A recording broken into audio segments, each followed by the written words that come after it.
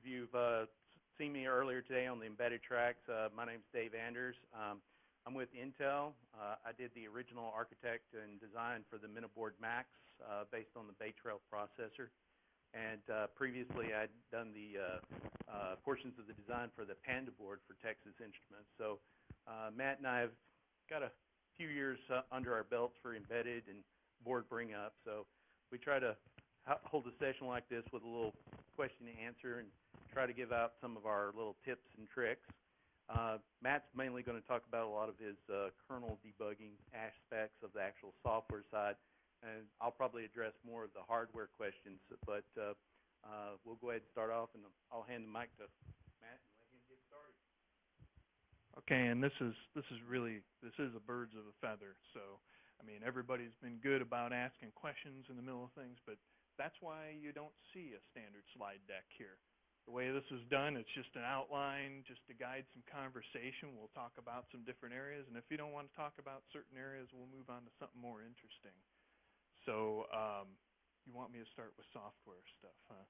I put the hardware on top, you know, but that's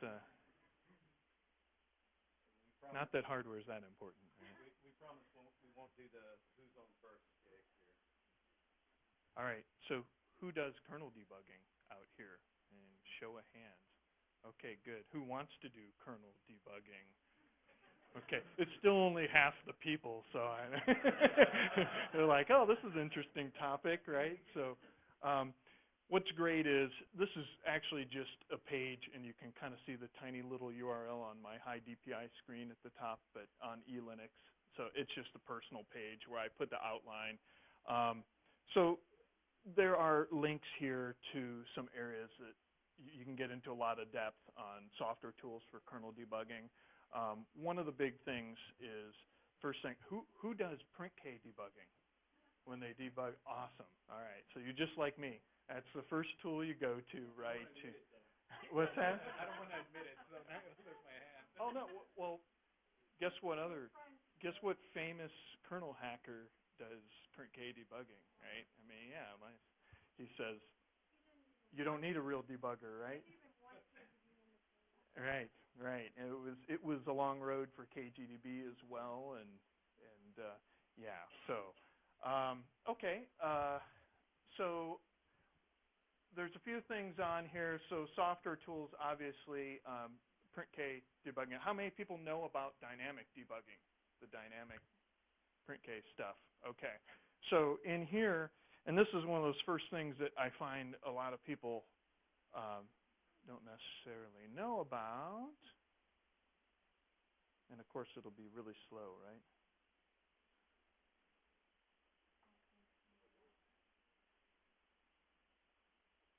Oh, I lost my Wi-Fi connection at a conference.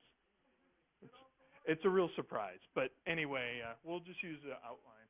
So if you go here on elinux.org, you'll find information on a facility in the kernel where you can go turn on line by line throughout the kernel which print K outputs you have.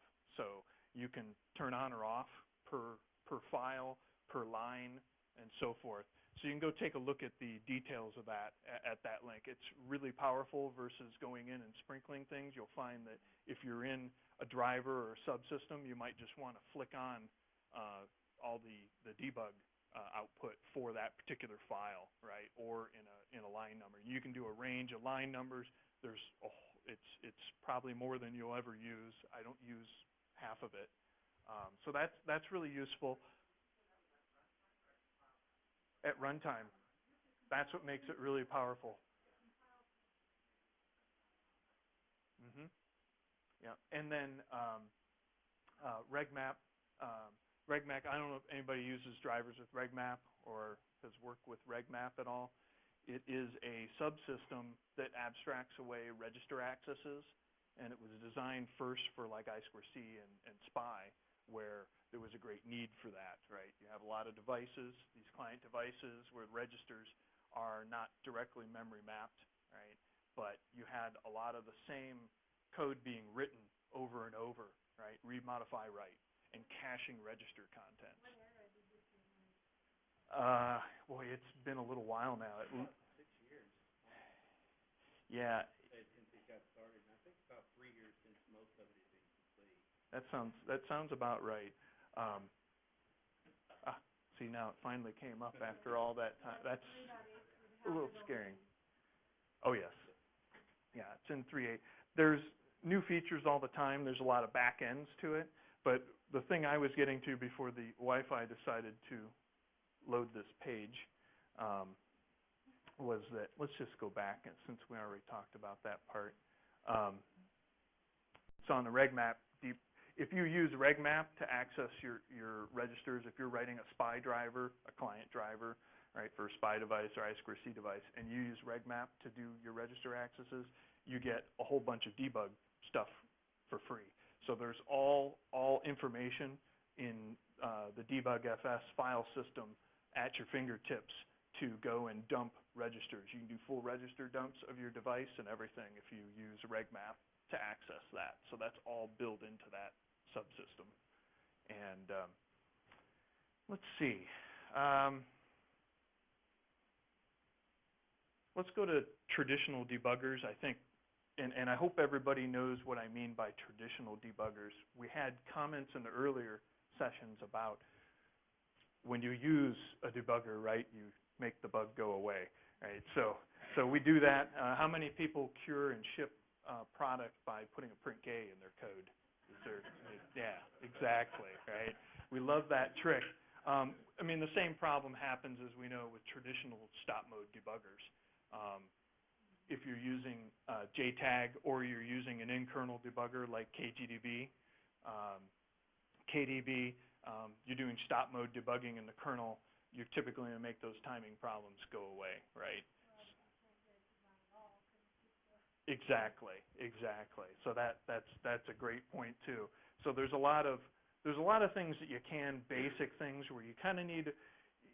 A lot of times in kernel work, these are only useful as a crutch, right? You're learning basic flow of a driver or something, but it's only going to work single-threaded, right? Exactly. It's great for that as well. But if you're running into some sort of race condition or something, you're going to have to use a more advanced form of debugging. And in a lot of cases, it's completely unusable for debugging audio drivers. Yeah. Because it introduces so much delay in there, it's just completely unusable. All right. So let's get down into some of the other options. I saved the best one for last. Does anybody know about Magic SysRec? And did anybody use it on a PC like in the old days? Yeah, okay, all right. All the old people and stuff, right? So yeah, you can use on your embedded system, you can also use the Magic SysRec key, right? On a serial console, you send a break, and then there's a number of options available. You can go look in the kernel documentation. You can do things like dump a backtrace on each CPU. On some platforms, you can get into, on PowerPC historically, you could get into a little monitor program and dump memory and everything. That's not available on all architectures, unfortunately. You can sync file systems. You can do there's a whole list of commands you can do once you get in there. That can be useful when you have a crash or some stabilization issue in the kernel, assuming you can get into that. We talked about RegMap a little bit. I had it in 2 spots for some reason, bad outline. But another thing is, in my point where you leverage these subsystems in a kernel like RegMap, you could go and just write your own register access code in your I2C driver, right? But if you use this, you also get trace points. Besides the Debug FS files that can show you all your register dumps for free without you having to write that code, you also have the author put trace points all through. So every time you do a read or a write, right, it'll log a trace point. So that takes us to ftrace. And I wonder how many people have used ftrace here or know what it is. Okay, so yeah, so we get to just, I mean, there's 3-4 people here that have used it. What level did they put it in? Did they put it into? Okay. Did they put the regmap support into the core I2C so that it's available regardless of what client driver you're using? So it's actually, it's a subsystem, and then it has a back end for talking to I2C. So you can hook it up in your driver. So typically, if you see a PMIC driver these days, which is one of the most common first things you see written for an SoC platform, they hook up, do a regmap I2C. There's a helper for that hooks that up. So it's not in the core code, but it's something that it's got helpers, and it's very simple to leverage and hook that up. You basically hand it a map of all your registers, and then you call helper functions after that to do your read and write.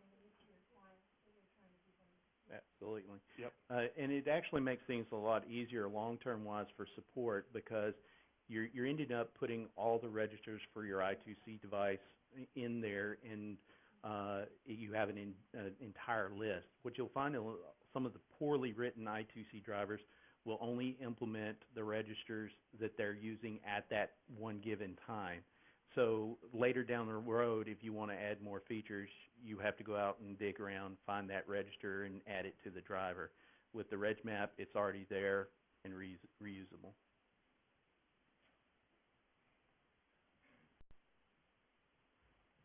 All right. So since not many people have heard of ftrace. Before you move too far past Sure. debuggers, on my platform, when I start KDGB, it SegV immediately. And I was just wondering on ARM, how general is the support for KDGB is? I mean, does it work on the Beagle products? Does it work on the Raspberry Pi? I haven't used it since PowerPC days. Does anybody use KGDB on ARM systems these days? You're the only one, Allison. When it SegV'd, I stopped using it. You're the last person then.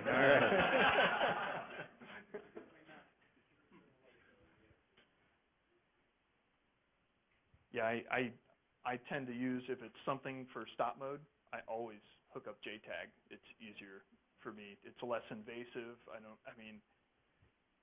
Keep it simple, stupid, right? I mean, that extra software is just asking for trouble. It sounds like you just gave yourself an AR to create a new wiki page with this info on it. Yeah, and fix the bug. Okay. Any more questions on the other traditional debuggers? We'll get a little bit into ftrace. If you go to any other Linux conference, typically Stephen Rostedt's there giving a talk on ftrace, like every conference worldwide, okay? He's everywhere. I think he's at Collab right now, or was at Collab giving. Yeah, he loves his own tool, so.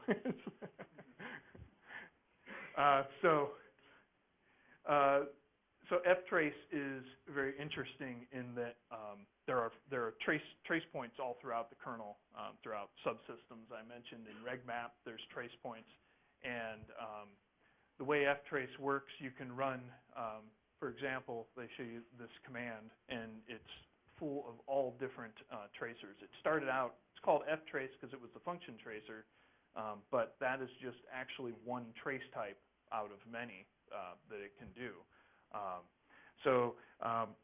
This first example, this is right on that eLinux page. If you go look at the ftrace page, you can go record a process running this way, and you can hit all the trace points, and it'll show you, it'll capture all of those. So that's actually how you do the record. And they have some great guides here. I know down here, here's a great example, and I should shrink this down a little bit so you actually see what it looks like, and hopefully it doesn't become too much of an eye chart. You can do things like on the kernel command line, you can pass in ftrace, you can tell it use a function tracer, and you can say, I want you to dump all trace points on an oops. So what you get in that output is you get a full log of all the trace points, which is far beyond what a backtrace will give you. typically. So you'll see and it's very verbose. You also see the backtrace, but the function trace is much more detailed. That's really useful in early kernel debug. You're hitting an oops. It's useful in combination sometimes with JTAG.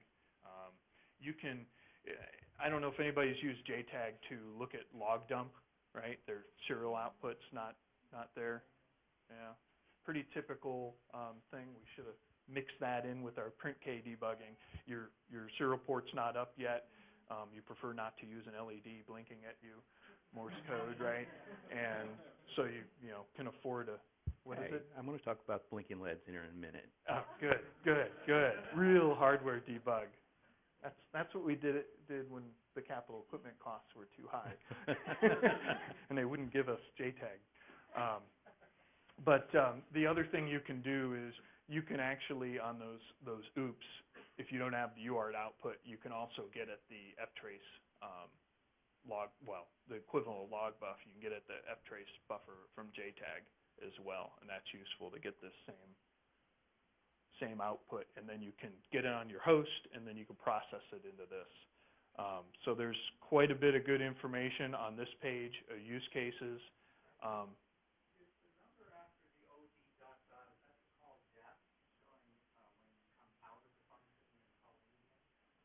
I have to double check on this output. There's a whole bunch of different formats that you can get this dump in.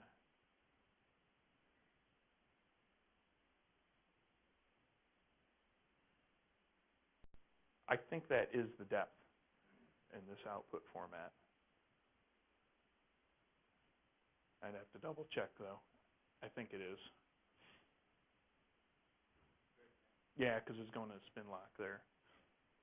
Yep. Good question. So that's one of the types of things. So not just oops on start, but there's also, you can do latency checking. Okay. So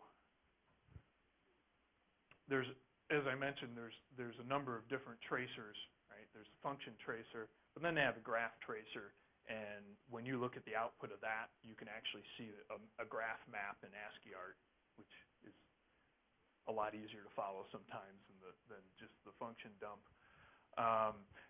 But what they're showing here is you can set a threshold of where you're going to capture something, and when a latency of a function, how long it takes to execute, exceeds a threshold, then it'll mark a trace point for that. So if you're having performance issues, that's a useful thing. So that's the type of thing like we're talking about with stop mode debugging. We can't do anything with a traditional debugger. We need some sort of trace. Right? Traditionally, I've used this particular item to debug new hardware where the components all should be working together properly. However, when it does, for instance, initialization for a particular device, it takes much longer than it should be doing that. And when a lot of times it may think it's talking to one piece of hardware when it's actually talking to another. So board bring up and doing this type of testing is very important.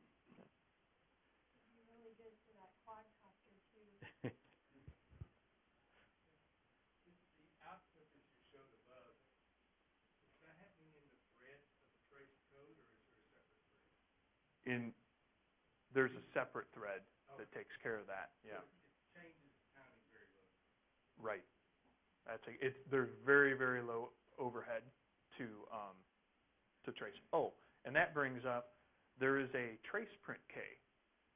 If you love your print K debugging, you can use trace print K, and you know how you get that overhead where you're perturbing things and fixing and shipping code, right? You could use trace print K and really instrument your code if you need that sort of logging output, right? And then it'll dump with very low overhead into that buffer, and then you can go and look at your log there. So if it's a separate thread, I assume there's some buffer, ring buffer, or something yes. you're putting it into. Is there a semaphore lock or some kind of lock on that? There's a lock on that. I forget. I don't know what the current locking mechanism is. It's changed a few times. Right? It was pretty simplistic at the beginning, and Typically use this in multiple concurrent threads, or? yes, yeah. That's what this is ideal for, looking at all these kernel threads running at the same time, right? You've got all this interaction all spawned from, you've got block I/O happening, right? You've got, threaded interrupts these days, and you've got that all going, and you can coalesce and see in those trace points, right? Timing, you can see thresholds of all that, and you see that all happening simultaneously, right? Put a normal print K in, and you're on a serial line, and you've totally lost all the timing, right? So it's a very efficient ring buffer that everything's put into, and then you can gather that out, and even in a disaster thing, right? If you carefully preserve things, you can go pull that trace data back out. How well does it deal with multi-CPU environments? Very well. In fact, that's the author. That's what he's working on. He works on big iron stuff.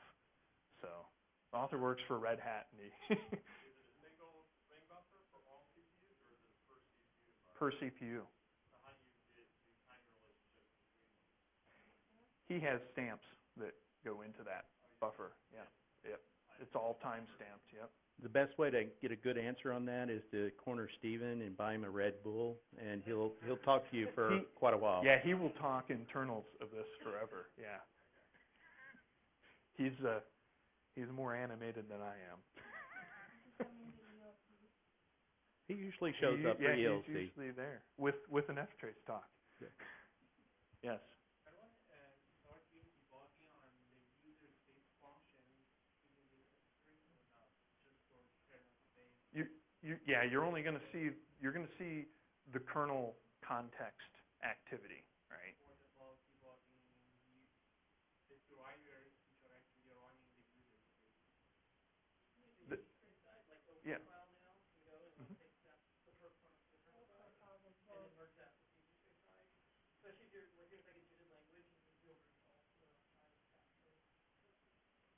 Yep. Okay. I think that covers the basics on F-trace.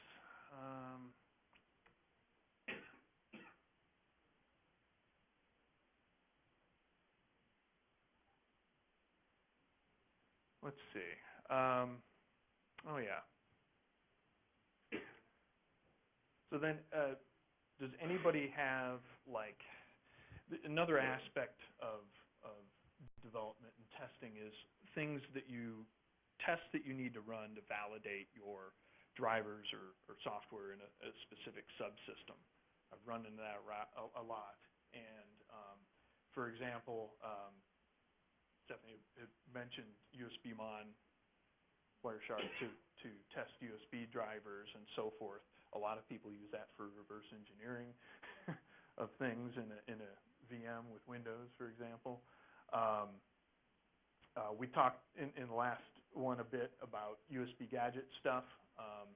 If you're developing a driver, you can use. In the last session, we talked about doing stuff from user space. But if you're developing a driver and you're in a pre-silicon environment, my last project, we developed the whole kernel subsystem, or it's still in process of being developed. But our pre-silicon environment was a community Linux board running FunctionFS and Gadget ConfigFS to mimic the whole back-end hardware that was a collection of M3s and a USB thing. So you can really rapid prototype and test out your kernel code if it's a bunch of USB endpoints that way.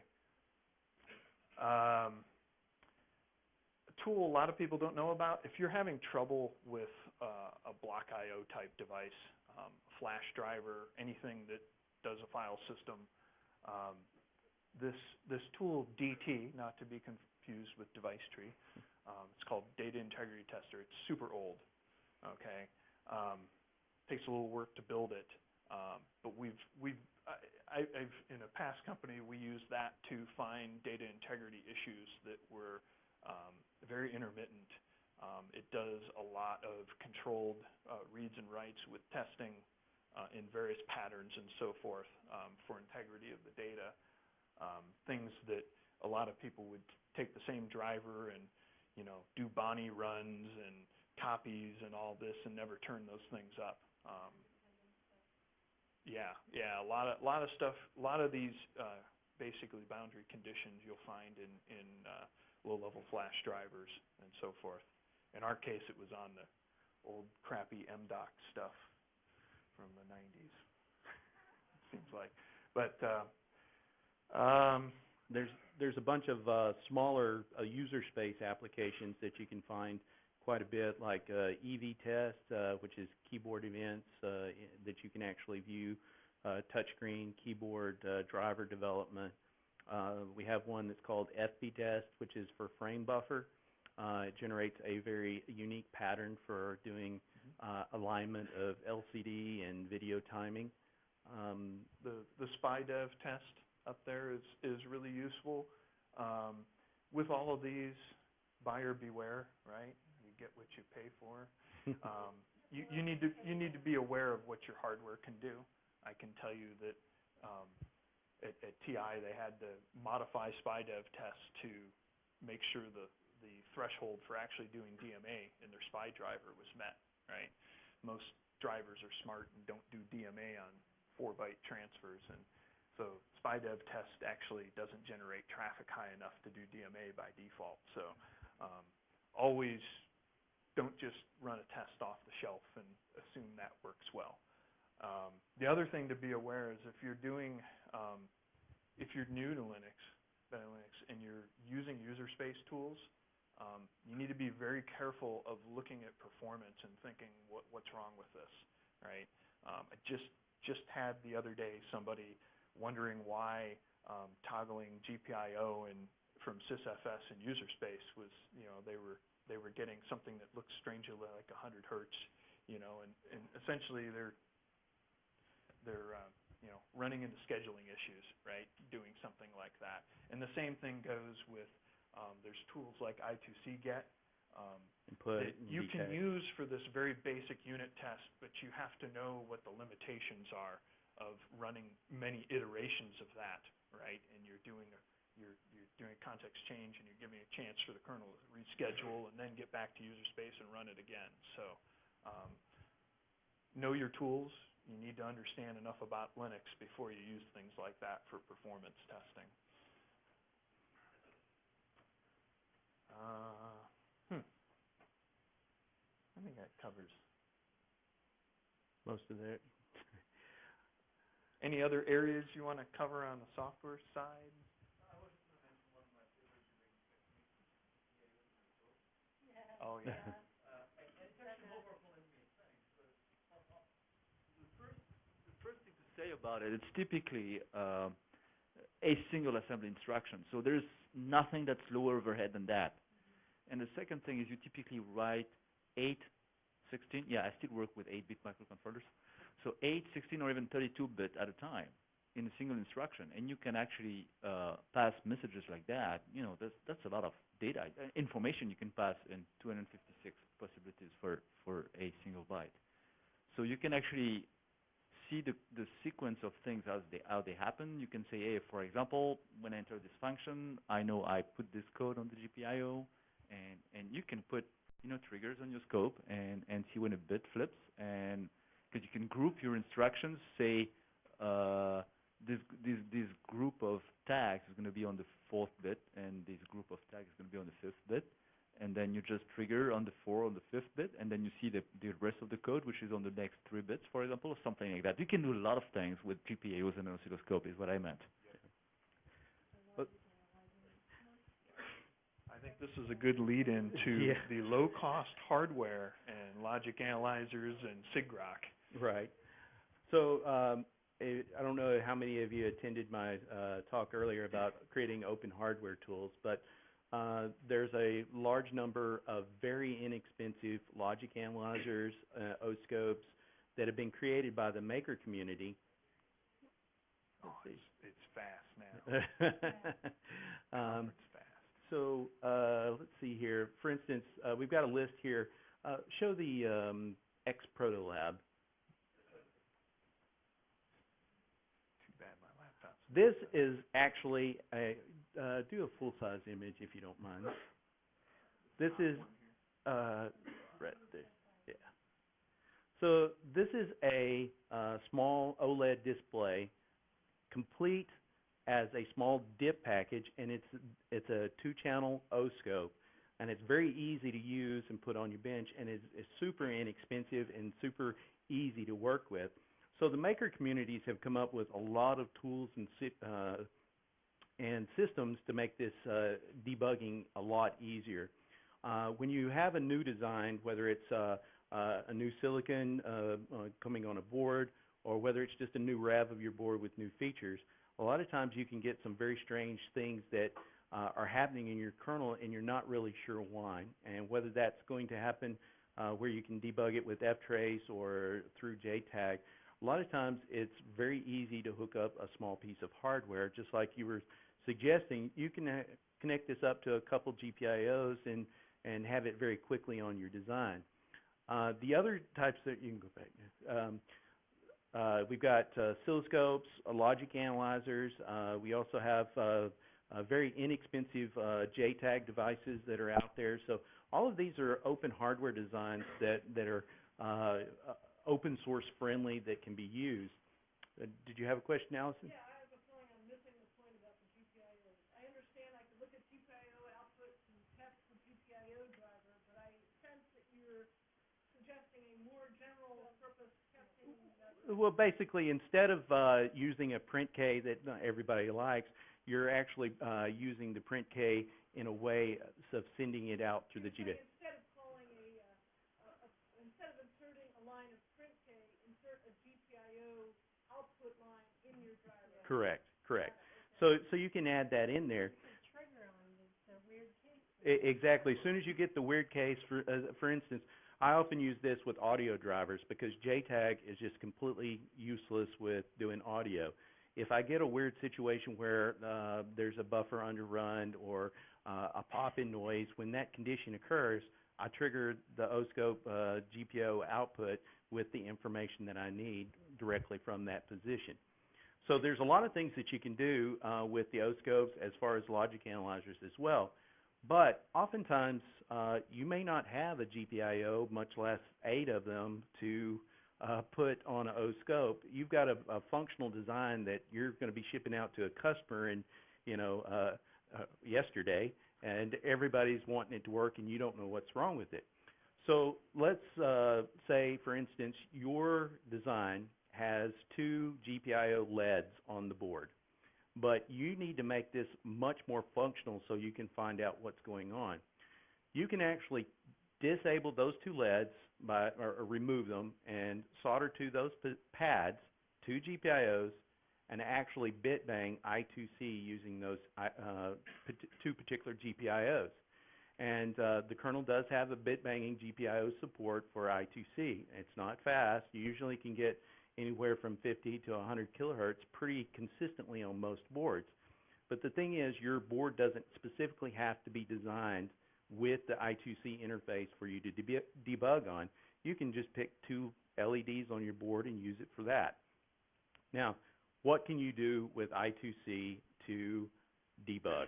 There are a lot of things. Let's see, do you have that?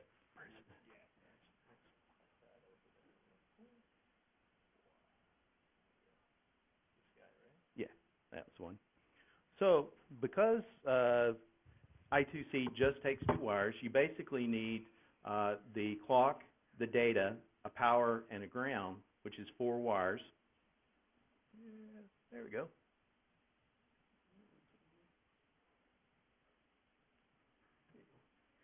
So you can actually use 4 wires to go out to a custom board with some I2C interfaces on it.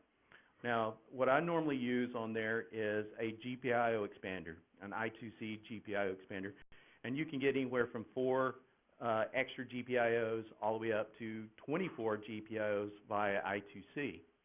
And so then you can take that out to your O-scope, or you can take it out to a series of switches, buttons, LEDs, and this gives you a lot of options. Now, what I normally do is I have a breakout board that I've created with a GPIO expander, the buttons, the switches, anything I need for testing, and I have it ready using a 4-pin connector like this.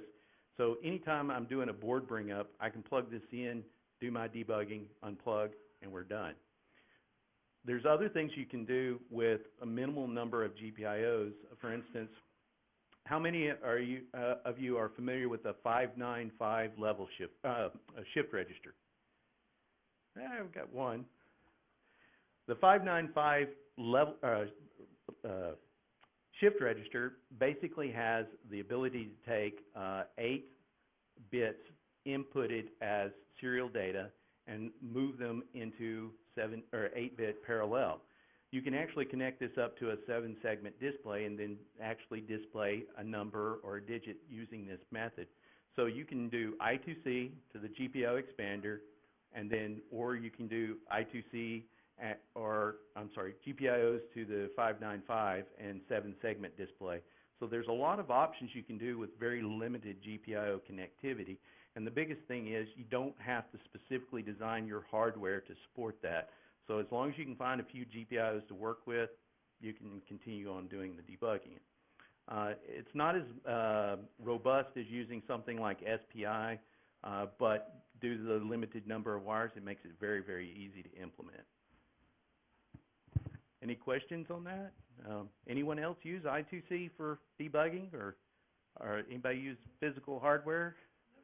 What do you use to drive the 595? Do you have your own bit banging? Yeah, you really only need three GPIOs bit banging. One is to clock the data in, one is for the data, and one to latch it. So it's very easy. Most of the time you can implement it in the kernel in only like 4 or 5 lines. Did you have a question? No, just to know, nothing like Exactly. Could you repeat that? I2C is open drain, so it very easily adapts to a wide range of voltage levels.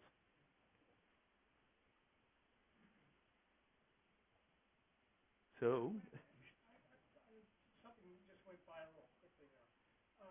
You said you could just implement this with a couple lines of code. Are you thinking about bit banging right there at the time of the trigger, banging out the message? with the 595, it can bit bang without a problem. For the I2C, there's Do you have a timing? Do you have to worry about timing?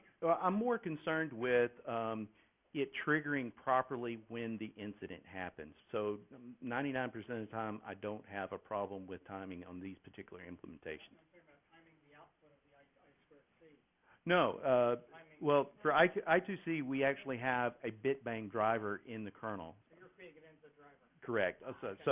So basically, yeah, basically for the I2C, all you have to do is specify which 2 GPIOs you want, and the bit banging driver handles the rest. And there's a bit banging driver for SPI too. That's what went by fast. Yeah. But for the 595, that's a great implementation with just 3 GPIOs, and you can usually implement it with 4 or 5 lines. Pick up a UART. Well, that's a problem. Like for instance, I do a lot of reverse engineering. One of my hobbies is to go to Toys R Us, find the cheapest electronics for children, and take them back and find out if they're actually running GPL code in there and they're not supposed to be, or claim that they're not. And so I've done about a dozen GPL violation enforcement actions with companies like VTech, Oregon Scientific, Leapfrog, all of these, and 99% of the time they don't have a UART for me to start sneaking around in. So a lot of times what I do is pick one of the LEDs or a couple of the LEDs on the button board with buttons and things like that, and able to jack into those to start doing the reverse engineering. So a lot of times, let me ask you, how many people here have had a project handed to you that had already been started and basically went into the toilet and you were responsible for cleaning it up? Okay, so somewhere along the line, you're going to get handed a project, and you're going to say, "Darn, I wish somebody put a UART on here for debugging," and you're not going to have it. So it's a lot of times the cleanup stuff that makes the biggest deals. You want to talk about SIGROC? Yes.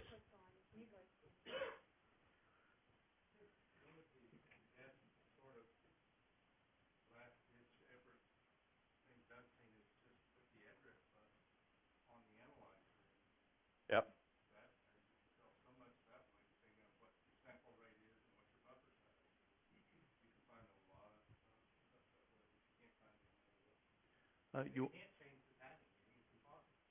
You want to pull up SIGROC there? Oh, yes. Oh, yeah, it was down below. Yeah, right there. It's the second one. That's a hardware. Yeah. So SIGROC is a open source project that originally started to support some inexpensive USB logic analyzers. Since then, it has grown tremendously. Any kind of data collection device you can imagine, SIGROC supports, whether it's logic analysis, OSCOPE. Now they're even supporting things like inexpensive multimeters that you can buy at Fry's that have a UART in them. So you Temperature loggers. exactly. And not only that, it has an extensible interface on it so that you can write your own decoders. So there are decoders already written for CAN bus, RS-232, RS-485, I2C, SPI. But the thing is, the best thing about it, you can extend it and write your own decoder. You've got a company that is doing elevators, and they've got a protocol for the buttons, and you need to figure out which buttons are being pressed. You can actually create your own decoder for that particular protocol, and so it's very, very extensible. And even if you wanted to create a special bus, it's doable. It's well designed for stacking protocols, so you can build things up on top of I2C, you can do a particular device on top of that, and you can leverage that lower level, right? So, really handy. From my perspective, doing debugging, whether it's kernel or hardware or any debugging in general, it's all about being able to visualize exactly what's going on inside your device. And whether it's a black box, when you're looking at something and treating it as a black box, it's very difficult to understand what's happening inside there. So the more tools that you have around it to actually visualize what's actually happening inside there gives you much better resources for doing debugging. There's a good example of the EDID decoders built on top of I2C protocol decoder, so they stack. So with regard to the EDID, how many people are familiar with EDID? Okay, so how many people remember the good old days of X11 where you would have to work through the timings and get it to work with your VGA display and such? Well, what most people don't realize is shortly after most VGAs were available, and now with HDMI, DisplayPort, DVI, they actually include a small EEPROM connected via I2C internally to most displays, and that EEPROM contains some information that basically says what the timings are for the display. So whenever you plug in your brand new display out of the box to a PC or your laptop, and your laptop pops up and says, hey, you've just plugged in a Samsung 23-inch display, and it says it supports 1080p, here's the new resolution, it's read the EDID from that display. Well, here's the thing. You'll go to Fry's or Micro Center and you'll see all these very inexpensive computer displays made by third-party Chinese firms that you may not even have heard of, and you get it and you plug it into your device and it doesn't work properly or only works for a little while. What happens is the EDID data is either corrupted because they didn't write protect it or had bad data in it originally. They only did very, very basic stuff. So it's oftentimes to debug like for instance with the middle board Macs, we run into a lot of problems where people will buy these displays, plug them into the Macs, and say, well, my Macs doesn't work with that display. We have them go through and actually look at the EDID and find out if that's a problem. Yep. Yep. I ran into a laptop that only did some of the time. Sometimes you can't read the CDID. I think that's probably a time.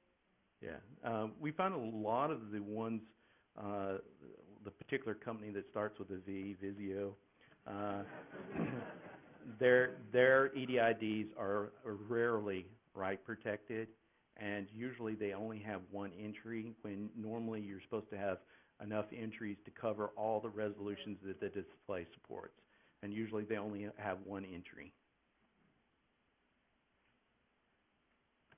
Has anyone actually used SIGROC on any of the products or development?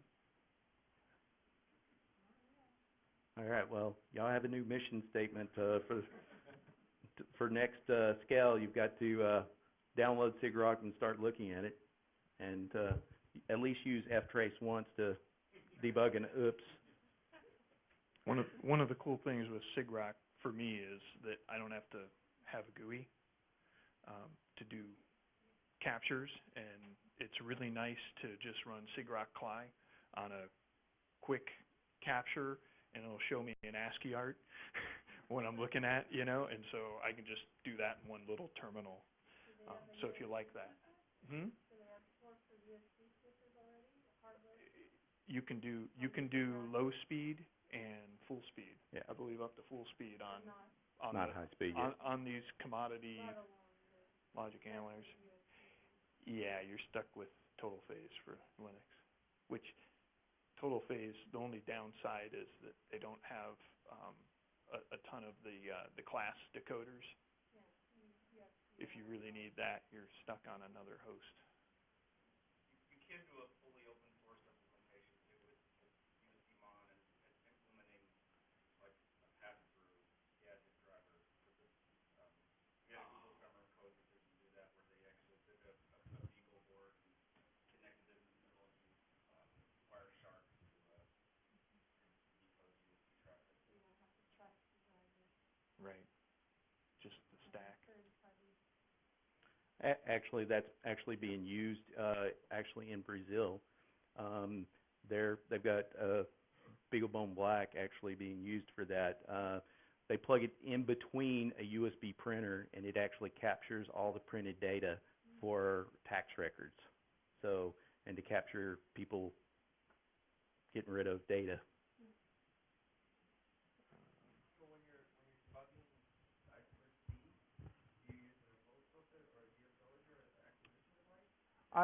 For me, when I'm debugging I2C, I usually use a small logic analyzer, either the Bus Pirate, which is really good for that. The Logic Shrimp is a really good one, and the other one is the Open Workbench Logic Analyzer. Yeah. So, but $50. Yeah, dirt cheap, and they work with SIGROC. And what's interesting is all of those are open hardware products, which means you get all of the design files and everything for them. What kind of sampling rate would be the max you might find on one of these open hardware? They're pretty low. 100 megahertz on a $50 device. Yeah. I mean, every software developer can have one at that price. But there's several more like the Sigma and Logic 16 and a couple others that are much higher rates. But they're not open hardware designs, but they're fully supported under SIGROC. Yeah, Chronogoo is good.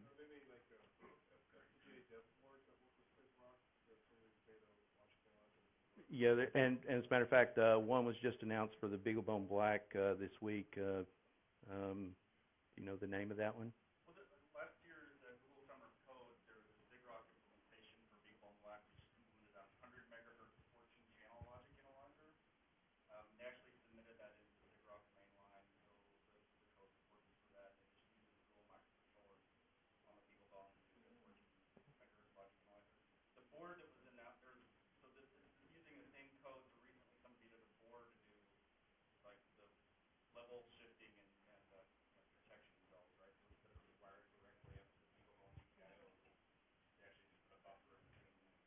Okay, so this is using the BeagleBone as a logic element? Yeah, 14 channel, 100 megahertz. If you want some really high speed, you'd have to spend more on your lead too. Yep. And once you have SIGROC support, they've come a long way in the last year and a half on the GUI pulse view.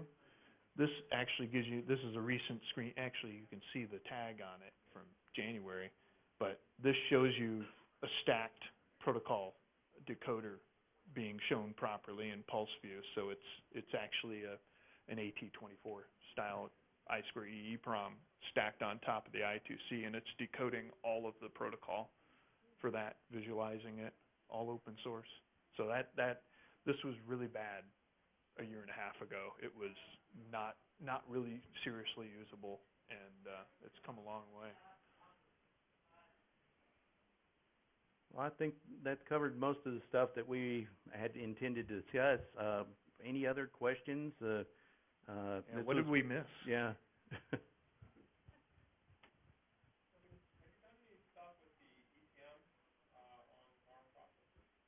The embedded trace module or macro? The macros.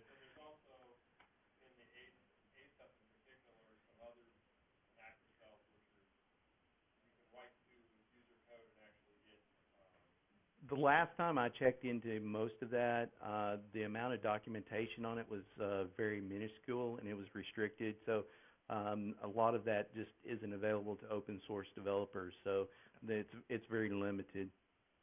The biggest key, the change on a lot of on-chip debugging right now is the transition to single wire debug or SWD. And OpenOCD, which is one of the ones we forgot to mention. There's another project called OpenOCD, specifically designed for doing JTAG, and early on was just strictly just JTAG for ARM, and so it has expanded dramatically. So even the Intel Galileo board is now supported, quite a few different MIPS platforms, PowerPC, and it's also expanded to include scripting, so you can actually do scripted tests from OpenOCD, and it is now supporting single wire debug as well. I'm sorry? Yes. Yes. So real quick, back to your, Lenaro's done a lot of ETM, ETV core site work in the last year. I haven't used it, but there's a lot of work going in the kernel to support those features.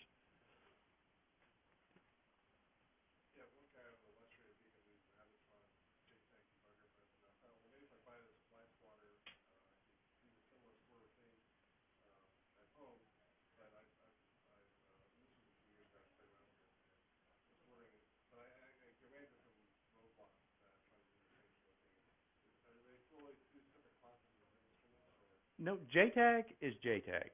The hardware is really a lot less important in that aspect. It's the software behind it. And to answer your question, the FlySwatter and the other boards that are supported by OpenOCD were limited by a lot of things that OpenOCD couldn't do at the time. And the support for it has dramatically increased. Yeah. Different story. Yeah, 2 years ago, it was very difficult to build it off of mainline and have it work. What's happened in the open source community really began really around 98, 99 with Linux becoming a big contender on stuff, and open source has become familiar to words to everyone. That same revolution as far as how things are done is starting to influence open hardware, but it's way, way far behind. And so all of these tools like KiCad, OpenOCD, SIGROC, all of these tools that are open source for creating hardware are starting to come up to the same level as we know as acceptability for open source. I mean, just this week, CERN announced a whole level of patches for KiCad to add differential pair routing. And then that's just, phenomenal that, with all the budgets they have, that they're actually using KiCad and contributing back to it. How long has it been since they first started getting involved, announced their involvement with KiCad? It's been Till about now? 2 years. Has it been 2 years now?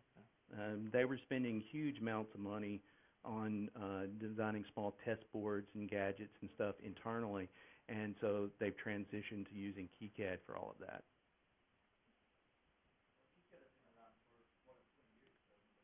Yeah, it's kind of the companion piece to Jita and stuff, but it's only been really usable from my perspective in the last 2 years. And yeah, maybe we have a little bit different.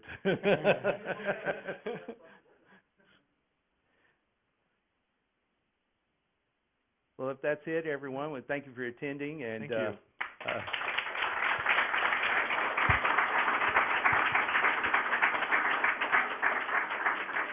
We hope you're walking away with some good information to come back next year and say you've learned something and been able to use it.